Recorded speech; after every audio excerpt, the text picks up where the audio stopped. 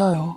취미로 베이킹을 했었는데 주변에서 다들 반응이 좋아 제 하고 싶은 일을 하기 위해 가게를 낸 것이었죠. 오픈 때는 별로 사람이 없었는데 SNS나 입소문이 주변에 나기 시작하면서 가게는 점차 번성하기 시작했어요. 게다가 주변에 음식점이 많아지기 시작하면서 항상 코스처럼 디저트는 제 카페를 찾고는 했습니다. 그러던 찰나 저희 건물 위층에 새로운 사무실이 개업되었는데 바로 변호사 사무실이었습니다. 그곳의 담당 변호사는 저보다 2살 어린 연하였는데 제가 알고 있던 변호사 이미지와는 달리 털털한 구석이 많은 사람이었습니다. 명문대 로스쿨을 졸업한 후 잠시 로펌에서 일을 배우다 아예 사무실을 차렸던 변호사는 알고 보니 제가 일하고 있는 카페 건물주 아들이기도 하더라고요. 인생이 부러웠습니다. 머리 좋아 변호사 되고 뒷받침해줄 능력 있는 부모 있고 어느 정도 그럴듯한 외모까지 세상을 다 가진 것 같다 싶더라고요. 저같이 변변한 뒷배 없는 사람들은 부러워할 만한 조건이었죠. 허나 저 역시 자수성가하며 누구보다 잘 살았다고 자부했기에 제 인생에 좀 더 집중하기로 했어요. 종종 변호사는 직원과 함께 점심 식사를 한 후 저희 카페에 들렸는데 커피를 즐길 줄 아는 사람이었습니다. 엄선해 고른 원두의 정성이 무색하지 않게 제가 만든 향긋한 커피를 많이 좋아했어요. 와, 이런 맛있는 커피가 가격까지 착하다니. 어디 흠잡을 곳이 전혀 없는데요. 거기다 마카롱도 끝내주고요. 커피도 그렇고 커피 만든 사람도 그렇고 정말 탁월하네요. 자주 찾아주시는 단골이시니 롤케이크는 서비스로 드릴게요. 맛있게 드세요. 라고 말했는데 변호사는 포장된 롤케이크를 건네받고는 저를 따뜻하게 바라보았습니다. 농담 꽤나 잘하는 유쾌한 변호사님인 줄만 알았습니다만 그것이 내게 다가오는 신호라는 것을 추후에 깨닫게 되었습니다. 그는 허구한 날 저희 가게를 찾아왔어요. 초반에는 식사하고 몇 번 직원과 오다가 그 다음에는 친구들과 찾아오기도 했고 웃긴 거는 심지어 선자리까지 저희 가게에서 보는 거 있죠. 2시간이나 먼저 온 그 변호사와는 많은 대화를 하게 되었어요. 편안하게 얘기를 이끌어준 덕에 저도 모르게 여태껏 어떻게 살았던지 제가 살았던 삶과 삶의 방식에 대해 술술 털어놓게 되었습니다. 저는 평범한 부모님 밑에서 동생들 둘 있는 상태로 장녀로서 살았고 책임감에 원하지 않는 과를 가게 되어 취직한 후 동생들의 학비를 보탰다는 말을 했어요. 그리고 두 동생들 먼저 시집을 보내고서야 드디어 안정을 찾고 뒤늦게서야 제가 꿈꾸던 일을 할 수 있었던 말도 덧붙였죠. 그 남자는 덤덤하게 제 말을 들으며 커피 리필을 2번씩이나 한 후 박수를 쳤습니다. 아주 멋진 삶을 사셨네요. 사랑하는 사람을 위해 자신을 희생하면서 가족도 지키고 자신의 꿈도 이루고 실패도 해보고 성공도 해보고 아주 좋네요. 마음에 들어요. 저도 변호사님이 마음에 드네요. 돈도 명예도 성공까지 다 가지셨는데 제 삶에 공감을 해주신다는 것에 대해 진심으로 감사해요. 이따 맞선 보실 분 차와 디저트는 제가 대접할게요. 잘 되라는 의미에서요. 라고 말을 하자 변호사는 고맙다며 끄덕였습니다. 하지만 그날 맞선녀는 끝끝내 오질 않았어요. 중간중간 통화하는 걸 보면 맞선을 보기로 했다는 게 거짓말은 아닌 것 같은데 어떤 게 문제가 생겼던지 끝내는 바람 맞고 말았습니다. 그리고 땜빵을 저로 채웠죠. 윤 사장님, 오늘도 끝내주는 커피와 디저트 잘 먹었어요. 외롭고 감사한 맘에 미리 예약해놓은 레스토랑에 함께 식사나 하러 갈까요? 하며 제게 식사 요청을 했는데 제가 가도 될 자리냐고 거듭 물어도 그렇다고 하니 얼떨결에 가게 문을 좀 일찍 닫고 변호사를 따라 나서게 되었습니다. 그런데 그 레스토랑을 통째로 빌렸던지 다른 손님들은 아무도 없었고 미리 준비한 듯 꽃길과 촛불길에 저는 어정쩡하게 뒤따라갔어요. 야경이 너무나도 예쁜 곳에서 진한 꽃향기 내음과 함께 맛있는 스테이크와 그윽한 와인 한 잔을 마시게 되었습니다. 제가 이렇게 과한 대접을 받아도 좋을지 모르겠네요. 변호사님께 괜히 죄송해요. 의미 있는 여자분과 좋은 시간을 보냈어야 했는데 디저트 대가가... 부담 느낄 필요 없어요. 사실 이 자리는 윤 사장님을 위해서 준비한 자리예요. 윤 사장님 디저트와 커피만 빠진 줄 알았는데 그 달콤함을 선사해준 사장님께도 빠졌더라고요. 그래서 정식으로 만나보고 싶어 이런 자리를 마련하게 됐어요. 더 이상 모르는 사람과의 맞서는 별로 마음에 안 들거든요. 라며 제게 커다란 꽃다발을 줬는데 세상에 이게 꿈인지 생시인지 실감이 잘 나질 않더라고요. 삶을 살아가면서 누군가에게 이런 낭만적인 선물을 받아본 적도 처음이었고 그것도 무려 변호사가 나이 많은 저를 좋다 하니 정신을 차릴 수가 없었습니다. 변호사와 레스토랑에서 함께하는 식사는 코로 들어가는지 입으로 들어가는지 모를 정도로 혼이 빠진 상태였고 신사답게 집까지 정성껏 에스코트 해준 덕에 저는 그 사람을 진심으로 생각하게 되었습니다. 저희 엄마는 그새 제가 고급 세단을 타고 온 걸 어떻게 발견했는지 빨리 하나 남은 장녀를 처리할 생각에 저 남자가 누구냐고 어떻게 만났냐고 무슨 사이인지 꼬치꼬치 캐물었고 제 얘기를 들은 엄마의 표정에 어깨가 으스해졌죠. 어머 세상에, 그러니까 그 사람이 변호사란 말이지? 세상에 이게 웬 횡재니. 두말할 필요 없이 당장 잡아라. 우리 첫째 딸이 부모한테 효도하고 형제한테 잘하니 뒤늦게나마 복받는 모양이다. 기특한 것. 라며 엄마는 제가 당장이라도 변호사 사모님이 된 것처럼 호들갑을 떨었습니다만 곁에 있는 아빠는 우려의 목소리를 내며 엄마에게 눈치를 주었습니다. 그래, 변호사인데 우리 딸보다 2살이나 어리면 더 집안 좋은 괜찮은 아가씨를 찾아가야지. 난 사자 사윗감 부담스러워서 싫다. 내가 가방끈 짧아서 열등감 있는 것도 싫고 그런 집에 시집가서 비교당하고 눈치 볼 우리 딸 생각해서도 싫고 그런 집안 만족할 만큼 넉넉히 내어줄 예당과 돈도 없으니 난 그저 우리 착한 딸 평범하고 착한 남자 만나서 결혼했으면 좋겠구나. 라고 말하는데 아빠가 무슨 생각으로 그런 말씀을 하시는지 알 수 있었죠. 하지만 제 맘을 돌이켜보니 저는 그에게 사람 자체로 끌리고 있다는 것을 깨달았어요. 우리 가게에서 맞선 보는 것도 신경 쓰였고 우리 가게에 올 때마다 설레고 떨려서 뭐 하나라도 더 챙겨주고 싶은 그 마음이 사실은 변호사에 대한 호감이라고 생각이 들었죠. 저는 제 마음을 속이고 싶지 않아 변호사에게 긍정적인 답변을 내놓았고 제게 황홀한 듯 고마워하며 어린애처럼 좋아하는 그 남자의 표정이 선하네요. 그리고 저는 변호사와 연애를 하게 되었고 저를 아는 모든 사람들은 부러워했습니다. 인연은 일사천리로 이어져 저는 그에게 프로포즈를 받으며 서로의 마음을 확인한 후 결혼 약속을 하게 되었고 드디어 처음으로 그의 부모님을 만나뵈야 하는 시간이 찾아왔죠. 그의 부모님께서는 국내외를 왔다 갔다 하며 사업을 하시느라 바쁘셨는데 2살 연상인데다 그리 좋은 학벌을 갖고 있지도 않는 제 존재가 그리 달갑지만은 않은 듯 했지만 아들이 좋다니 결국은 2손 2발 들고 결혼 승낙을 하게 됐습니다. 하지만 상견례 때 내미는 예단의 액수는 아버지가 염두한 대로 만만치 않았어요. 사돈의 8종까지 챙길 요량인지 예단비만 3억에 가까웠습니다. 그것도 신랑이 집을 해오는 것도 아니고 시부모님과 합가하는 조건이었죠. 그럼에도 시아버지는 깐깐하게 안경을 고쳤으면서 유감스러움을 한껏 드러내더라고요. 우리 아들이 좋다고만 안 했어도 너를 며느리 삼을 일은 없었을 텐데 기왕 이렇게 된 거 어쩌겠냐. 자식 이기는 부모 없다고 그 뜻을 받아들이는 수밖에 없지. 예단이나 껌값 수준밖에 안 되는 거 잘 해와라. 변호사 사모님 자리 그 정도 값이면 거저 아니냐? 라고 하셨는데 다시 묻고 싶었습니다. 시어른들께선 3억짜리 껌을 씹으시냐고. 돈을 주고 변호사 사모님을 사라는 소리나 마찬가지였습니다.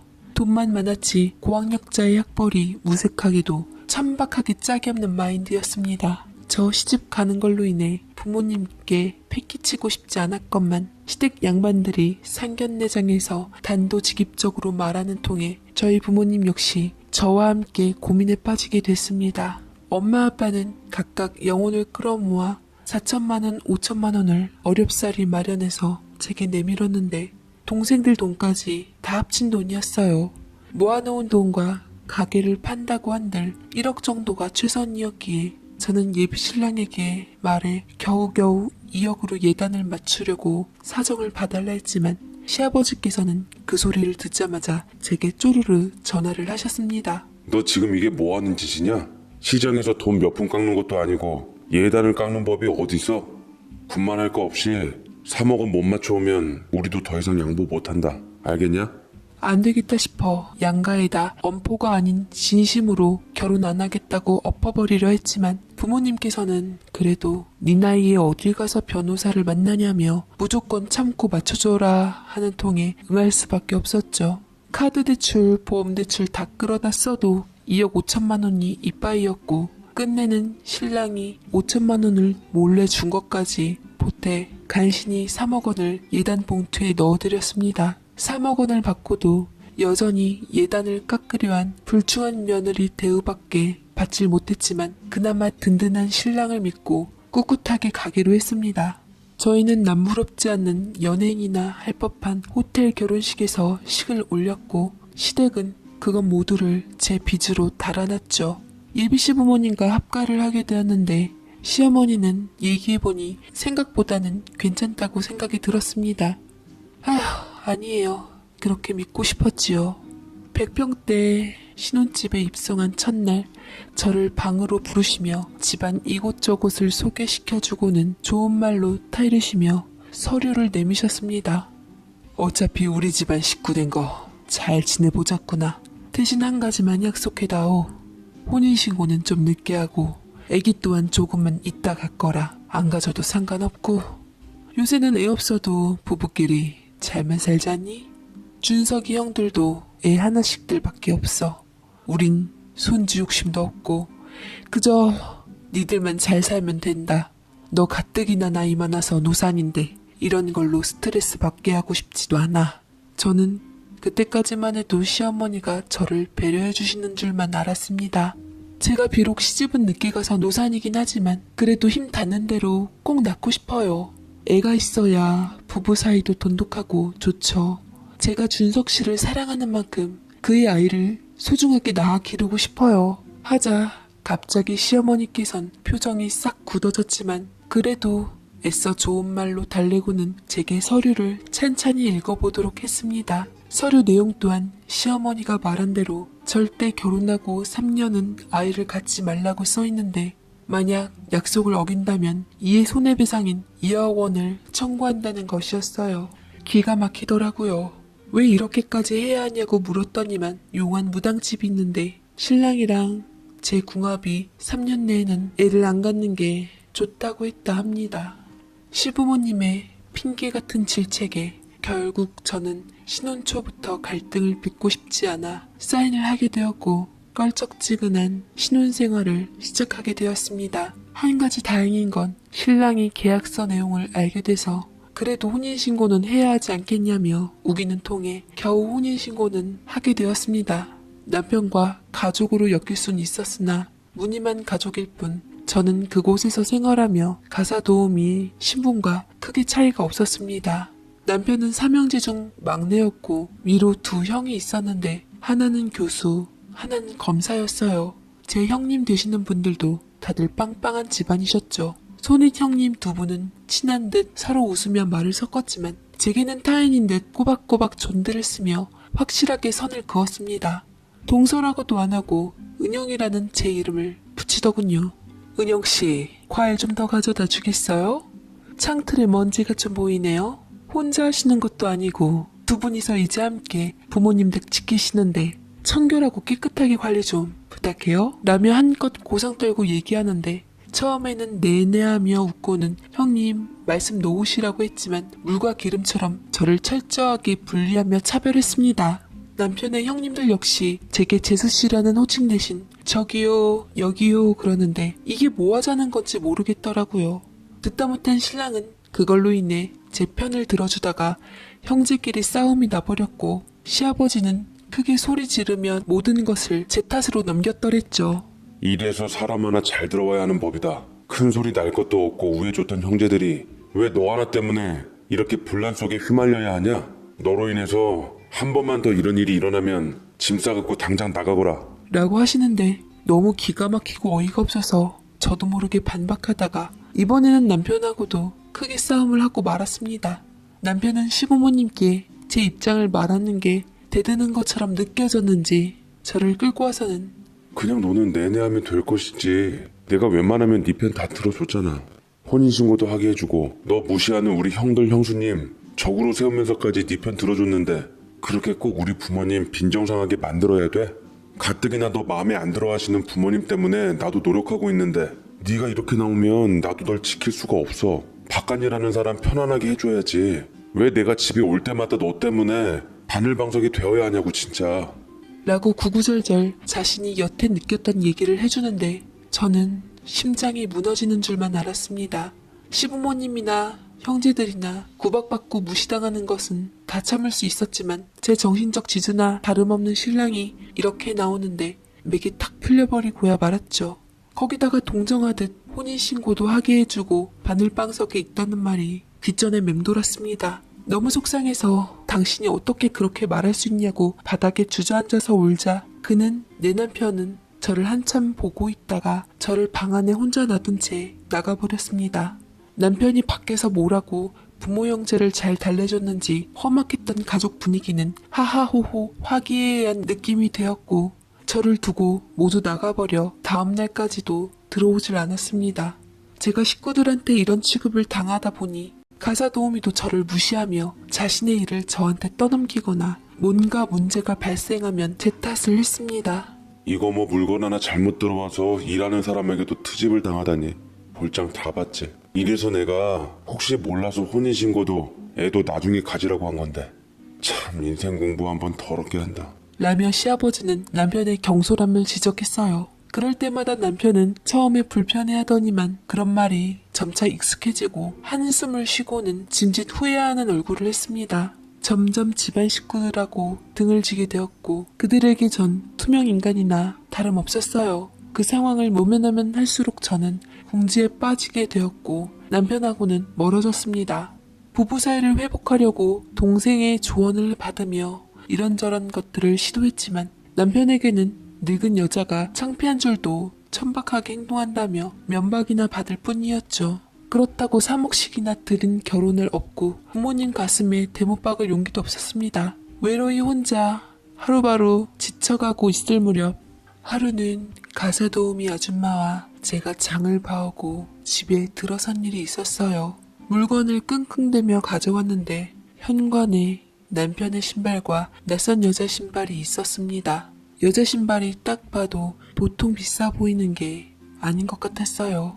멀리서부터 웃음소리가 들려오는데 남편과 어느 여자, 시부모님이 함께 있는 것을 발견했습니다. 시부모님께서는 인자하게 여자를 맞으며 좋은 분위기 속에서 대화를 이어나가는데 제 미래를 예감하기라도 한 것처럼 심장이 두근두근거리는 게 느낌이 쎄하더라고요. 남편은 제가 오거나 말거나 그 여자에게 열심히 맞춰주고 있는데 남편이 그 여자를 보는 눈빛은 처음 제게 호감을 표시했던 레스토랑에서의 그 눈빛과 같았어요. 불안했습니다. 여자는 남편보다 애때어 보였고 우아하고 지적인 매력이 돋보였어요. 영어 발음이 묻어 있었는데 아무래도 외국에서 오래 공부한 사람인 것 같았습니다. 그때 가사 도우미 아주머니께서 훅 치고 들어오더군요. 저 사람 자기 남편이랑 대학교 동창이야. 세월이 흘러서 못 알아볼 뻔했는데 여전히 예쁘네. 유명한 병원 원장님 따님인데 집안이 어찌나 좋은지. 새댁 남편이 저 여자분 좋아해서 마음만이 많이 했더랬지. 아마 첫사랑인가 그럴걸? 라고 은근히 제 신경을 거스르게 만드는데 굳이 가사 도우미 입을 빌리지 않아도 알 수 있었습니다. 시부모님의 태도를 보고 저 여자의 위치를 알 수 있었고 남편을 보며 저 여자에 대한 마음을 알 수 있었지요. 저는 확실하게 존재감을 드러낼 필요가 있어서 과일을 예쁘게 깎은 눈 내가며 제 소개를 했습니다. 여기 과일 좀 드세요. 아버님, 어머님, 손님이 오셨나봐요. 안녕하세요. 저는 우리 남편 와이프 되는 김은영이라고 합니다. 남편 대학 동창분 되신다고 들었는데 처음 뵐게요. 라고 어색하게 인사를 했는데 순간 얼음물을 부은 것 마냥 모두가 굳어 있었지요. 그 사이 여자만은 자신 있는 얼굴로 미소를 지었습니다. 네, 반가워요. 준석이 와이프 되시는 분이신가 봐요? 그렇지 않아도 결혼 소식 듣고 가보고 싶었는데 미국에 있었던지라 친구 하나 잘 챙기질 못해 미안하죠. 부럽네요. 준석이 같이 좋은 남자랑 결혼도 하시고. 미국에서 나의 귀국하신 거세요? 네, 했죠. 귀국. 저 준석이네 사무실에서 당분간 같이 일할 예정이에요. 괜찮죠? 라고 도발하듯 말하는데 시부모님께서는 한술 더 떠서 뭐 아무 상관없는 애 허락을 받냐고 하고 제게 가사 도우미 일 힘드니까 가서 얼른 도우라고 말하며 그 자리에서 내쫓아버렸습니다. 그 여자 앞에서 제대로 망신을 준 것이었죠. 자존심도 상하고 괴로웠어요. 하필 남편의 첫사랑이라는 사람 앞에서 망신을 당하다니 돌이키면 돌이킬수록 비참함에 눈물이 앞을 가렸습니다. 허나 제 찢겨지는 맘과는 달리 그날 남편은 그 여자를 바래다 준다고 나갔다가 집에 들어오질 않았습니다. 시부모님께서도 무슨 볼일이 있으셨는지 덩달아 나가셨죠. 아, 진짜 왜 이렇게 전화를 안 받아? 대체 다들 나만 두고 어딜 간 거냐고. 왜 항상 나만 이렇게 살아야 돼? 미쳐나가기 일보 직전이었습니다. 전화도 안 받고 속이 타들어가서 손톱을 미친 듯이 깨물었어요. 집안에서 안 되니 집 밖에서 짝짝꿍 모여 저를 어떻게 내쫓을지 모의를 하는 것 같은 망상에 사로잡혔습니다. 이러다가 이혼당해서 이 집에서 쫓겨나는 건 시간 문제일 것 같았죠. 저는 도저히 맨정신으로 잠이 오질 않아서 독한 위스키에 손을 댔습니다. 아무리 마셔도 독한 술임에도 취하지 않더라고요. 그러다가 스르륵 잠이 들었는데 이윽고 정신이 들었을 때 귓가에서 시끌시끌한 게 느껴졌어요. 일어나야 한다는 것은 알았지만 집안일을 열심히 한 피곤함과 숙취, 스트레스로 인한 정신적 고통이 더해지며 눈을 도저히 뜰 수가 없었는데 그때 누군가 제 얼굴에다 차디찬 찬물을 확 끼얹었습니다. 냉수마차를 제대로 한 저는 단번에 눈이 떠져 몸을 일으켰고 물이 뚝뚝 흐른 와중에 주위를 보니 시부모님과 남편이 부들부들 떤 상태로 노려보고 있었습니다. 휑한 느낌에 저는 얇은 옷만 걸치고 있다는 것을 알았고 더 충격적이었던 건 곁에 남편이 아닌 다른 남자가 있다는 사실이었습니다. 시부모님 댁 부부방에 말이죠. 더 놀란 건 제 쪽이었어요. 이게 대체 무슨 황당한 일인가 싶었습니다. 시아버지가 제 머리채를 잡으며 욕설을 짓거리더군요. 네가 사람이냐? 아무리 배운 것 없기로써니 어떻게 남편과 시부모가 두 눈 시퍼렇게 뜨고 잠시 외출한 사이에 이런 짓을 할 수가 있어? 이런 짓은 도대체 어디서 배운 버릇이냐? 네가 똑똑히 보게끔 네 친정 부모님들도 불렀다. 아주 망신을 당해봐야 네가 얼마나 천인공노한 짓을 했는지 알 게 아니냐? 친정 어르신들도 네 본색을 알아봐야 더 이상 우리가 너에게 헛짓한 게 아니라는 것을 알게 될 테지. 하며 이가 갈린다는 듯 말하고 저는 이불을 뒤집어 쓴 후 억울한 듯 소리쳤습니다. 저 아니에요, 아버님. 제가 어떻게 감히 시댁 식구들과 함께 살고 있는 집에 이런 짓을 벌였겠어요. 저 옆에 있는 사람 전혀 모르는 사람이에요. 왜 여기 낯선 사람이 있는 건지도 모르겠고 저는 그런 위인도 못 되는 사람인 거 아시잖아요. 이봐요. 빨리 일어나서 말 좀 해봐요. 왜 당신이 여기 있는지 해명 좀 해달라고요. 이건 모함이에요. 라고 밀어붙이자 그제서야 옆에 있는 남자가 큰 하품을 하며 상황 판단 못하고 일어섰고 시부모님께 얼토당토하는 말을 털어놓는데 시부모님께 한마디로 말하길 제가 취한 상태로 본인을 불러들인 것이었고 오붓하게 위스키를 마시며 좋은 시간을 가졌다는 말을 헛소리로 길게 늘어놓았습니다. 그때 친정 부모님이 놀라 달려와 문을 열어젖혔고 제 오해로 물든 모습은 친정 부모님께도 낱낱이 공개되었어요. 아버지는 제 모습을 본 채 털석 자리에 주저앉았고 딸 자식 교육 제대로 못 시켰다며 죄송하다고 제 말은 들어보지도 않은 채 죄인이 되어 시부모님 앞에 빌었습니다. 엄마는 거의 쓰러지기 일보 직전이었고 다가와서는 절 이불로 더 감싸주시며 안고 우시더라고요. 엄마의 마음이 느껴져 이런 누명 쓴 모습을 보인 게 너무 미안했습니다. 철저하게 만들어진 상황에 절 못 믿을 부모님이 아니셨지만 상황에 내몰리니 뾰족한 수가 없는 듯 보였습니다. 이 상황에서 제일 중요한 남편은 계획적인 건지 속아 넘어간 건지 분노를 금치 못한 채로 분풀이로 화장대 거울을 깨부쉈고 고통스러운 듯 소리를 쳤습니다. 당신이 어떻게 나한테 이럴 수가 있어? 일이 바빠 당신에게 소홀해진 틈을 타서 이렇게 뒤통수를 쳐? 당신 고작 이런 여자였어? 나 너 같은 여자랑 도저히 같이 못 살겠다. 라고 말한 뒤 마치 누군가 짠 극본의 대사를 외우는 사람 마냥 가버렸습니다. 시부모님께선 저를 끌어내서 나가라고 했고 친정 부모님과 더불어 맨몸으로 끌려 나오게 되었죠. 모든 게 너덜너덜해진 채로 저는 친정집으로 쫓겨나게 되었습니다. 억울하고 분해서 하염없이 울었어요. 엄마는 제게 우리 딸이 그럴 리가 없다고, 그런 집에 시집 보내는 것이 아니었다고 차에서 내리 통곡을 했습니다. 아빠도 속상했던지 운전을 멈추시고 끄깍 소리내며 눈물을 흘리시는데 제가 죽일 년이었지요. 맞지 않는 자리에 현혹당해 탐내다가 결국 이 지경까지 이르렀으니 아무래도 이건 남편과 이혼을 위한 작전에 휘말렸다는 생각밖에 들지 않았습니다. 하지만 증인도 증거도 없었기에 제가 할 수 있는 일이라고는 없었죠. 힘들어하는 부모님을 위로하며 저는 유책 배우자로 몰려 이혼소송에서 패소해 이혼당했습니다.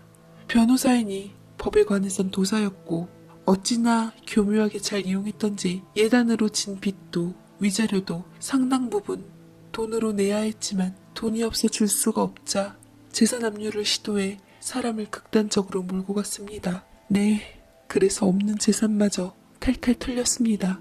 털린 먼지 한 올까지 자비 없이 뜯어가더군요.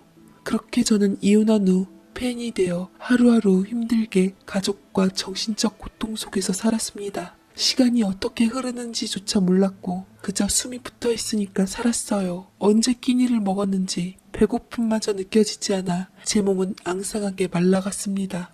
정신과 치료까지 다니며 힘든 나날들을 억지로 꾸역꾸역 버텨가던 와중에 전 남편의 결혼 소식이 들려왔습니다. 소식을 들려주었던 것은 아이러니하게도 가사 도우미 아주머니였어요.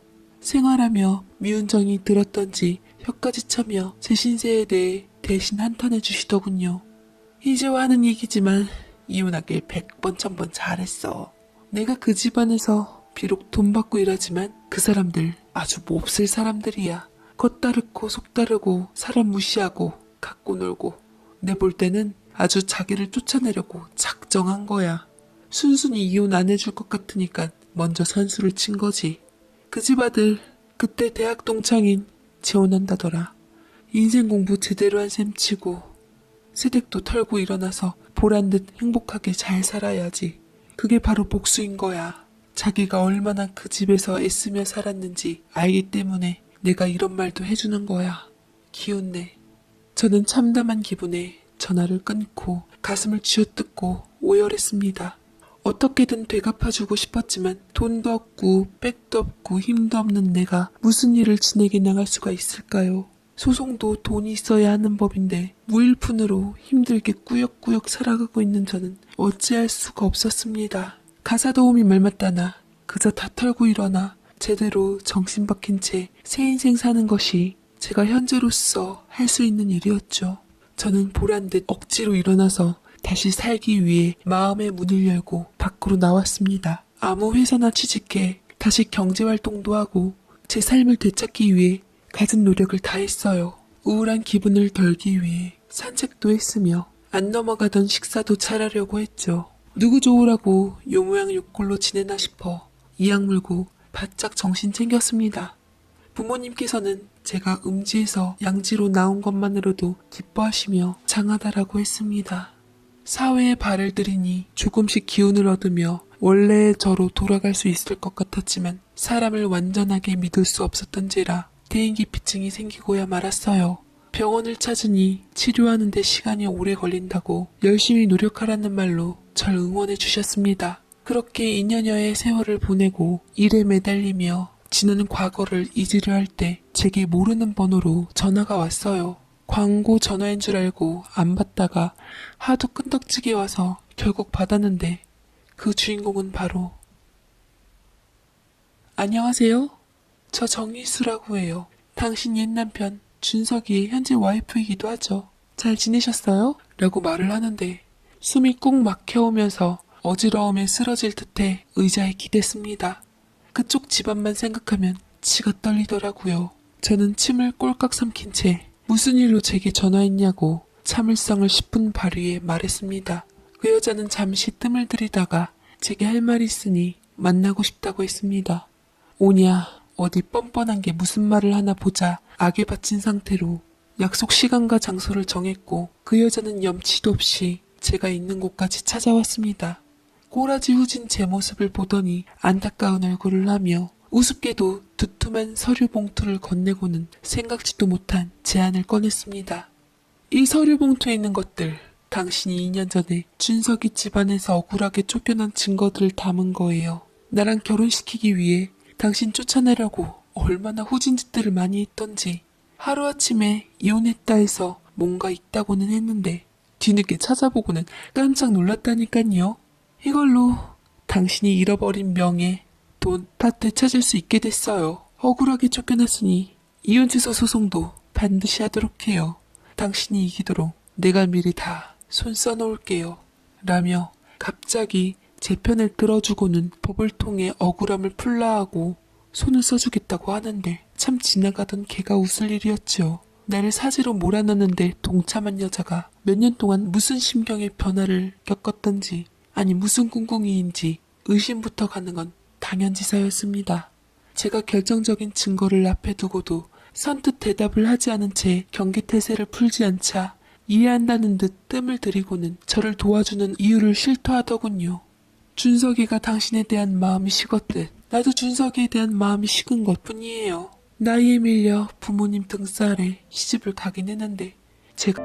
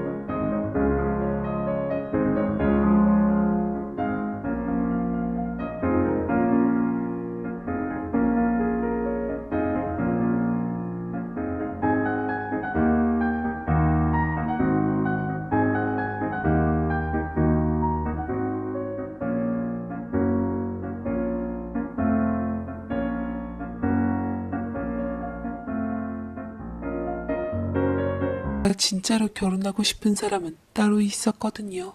그 남자와 잠시 헤어져 있었는데 우연히 다시 재회하게 돼서 그 남자와 결혼하고 싶어졌어요. 그럼 당신이 제주껏 그 사람과 이혼 후 맘에 든 남자랑 결혼하면 되잖아요. 왜 멀쩡히 있는 나를 끌어들이는 건데요? 답답하시네 정말. 생각 좀 해봐요. 변호사인 내가 돈은 둘째치고서라도 바람 펴서 이혼했다는 꼬리표를 달고 살 순 없잖아요. 이 업계가 얼마나 소문이 빠른데요. 돈보다 중요한 게 바로 이미지랑 명예예요. 그래서 준석이도 당신이랑 이혼하기 위해 추잡한 방법을 쓴 거 아니겠어요? 당신이 나서줘서 해결하면 간단하게 끝날걸. 괜히 나까지 얽힐 필요가 있겠냐고요. 라고 말하는데 그제서야 남편과 시부모가 절 그냥 내쫓지 않고 바람이라는 누명을 씌운 뒤 쫓아냈는지 알게 되었죠. 그저 돈 때문이라고만 생각했는데 그런 사연이 있는 줄은 생각도 못했습니다. 저는 그 여자가 내민 서류 봉투를 꺼내 확인했고 그 안에는 너무나도 깔끔하게 남편을 한 방에 보낼 수 있게 저를 향했던 계획적인 누명의 자료들이 객관화된 채 모두 있었습니다. 맘 같아선 그걸 당장 들고 제 누명을 벗기고 싶었지만 그것이 하필 그 여자로부터 비롯해 이용당하기는 싫었죠. 어차피 지난 일 맘 잡고 살아가기도 벅차다며 그냥 이대로 잊혀진 채 살겠다며 소극적인 태도를 보이자 그 여자는 이번에 봉투를 내밀었습니다. 네, 바로 거액의 돈이 들어있었어요. 당신이 움직여주는 대가도 지불할게요. 근데 만약 이것까지 거절한다면 나는 다른 방법을 찾겠어요. 하지만 그쪽은 당했던 일 그대로 되갚아줄 수 있는 기회에다 돈까지 생기는데 거절하면 멍청한 거 아닌가요? 똑똑하게 살았으면 좋겠네요. 긍정적으로 잘 한번 생각해봐요. 라고 말했고 저는 그 여자가 간 후 오랫동안 생각하다가 부모 형제에게 모든 것을 털어놓았습니다. 저희 부모님도 망할 놈의 증거 자료들을 보고 한마음이 돼서 당장 쫓아가 시시비비를 밝히자는 거 자칫 역으로 당한다고 자중을 시켰습니다. 확실하게 하려면 그 여자가 시키는 대로 하는 게 나았어요. 며칠 고민을 하는 새 그 여자는 다시 제게 전화를 했고 저는 기꺼이 그 여자 제안을 받아들이기로 했습니다. 그래서 차근차근 일러주는 대로 소송을 진행해 나가기로 했어요. 이건 그 남자에게 제가 당한 걸 되갚는다는 의미보다는 제 실추된 명예를 세우고 나아가서는 절 키워주신 부모님의 이름 또한 지켜드리기 위함이었습니다. 어찌되었던 저는 전 남편의 부인의 코칭대로 로봇이 되어 그대로 따라갔어요. 덕분에 잠잠하던 그쪽 집안에 파란이 일었고 생각지도 못한 증거에 까무러치며 놀라 자빠질 위기에 처해버렸습니다. 얼마나 똥줄이 탔는지 일시부모님과 남편은 무시하던 저희 집에 찾아와 어떻게든 절 막아보려고 사정사정을 했지만 모든 제안을 거절하며 제 뜻대로 하기로 했습니다. 이 독한 것. 기어이 전 남편을 망쳐야 속이 후련하다는 거지? 오냐 좋다. 갈 때까지 한번 가보자. 네 힘으로 얼마나 버티는지 한번 보자꾸나. 내가 할 수 있는 모든 힘을 써서 저거 사회에도 발 못 붙이게 매장시켜버릴 거야. 우릴 건드린 대가가 얼마나 큰지 내 몸소 일깨워주마. 라고 옛 시아버지가 큰 소리를 뻥뻥 쳐대며 압박했지만 제 뒤에 든든한 그 여자가 있다고 생각하니 하나도 무섭지 않고 가짱기만 하더라고요. 시간이 좀 필요하기는 했지만 너무나도 완벽하게 준비된 증거와 그 여자의 힘 덕분에 결국 옛 남편과 이혼 취소의 판결이 났고 저는 다시 옛 남편의 아내가 되는 동시에 자연스럽게 옛 남편은 현재 와이프와 자동적으로 혼인 취소가 되었습니다.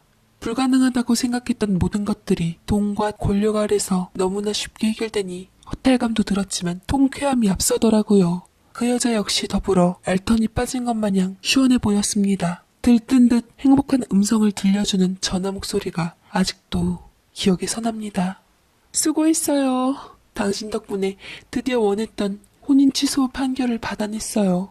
약속한 돈은 바로 입금했고 답례로 내가 준석이보다 유능한 변호사를 소개시켜 줄 테니 추후 위자료 문제나 뺏긴 재산에 관해서는 다시 한번 잘 상담해봐요.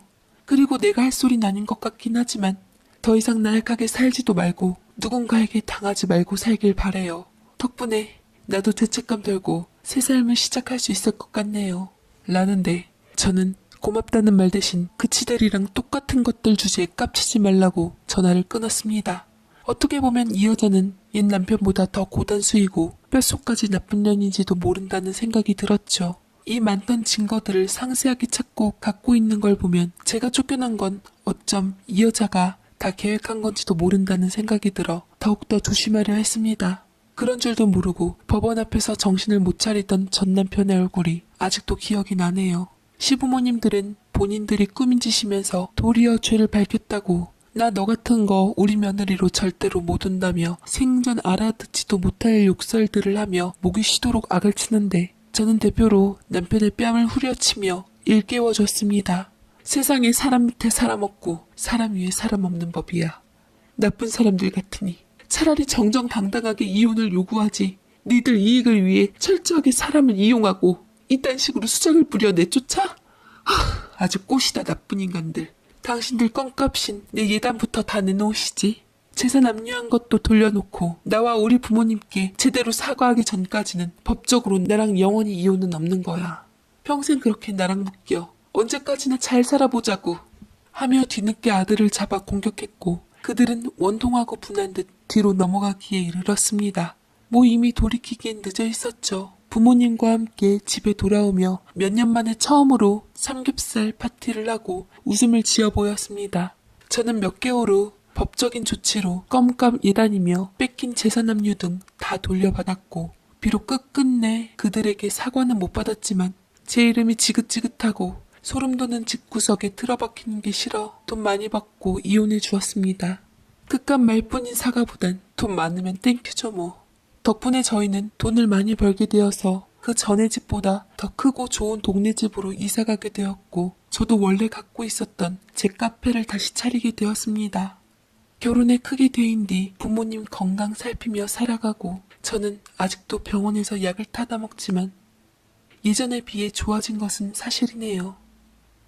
그 여자 때문에 인생에 결코 지워지기 힘든 상처를 새겼지만 결국 그 여자 덕에 빠져나온 것을 인정하지 않을 순 없었습니다.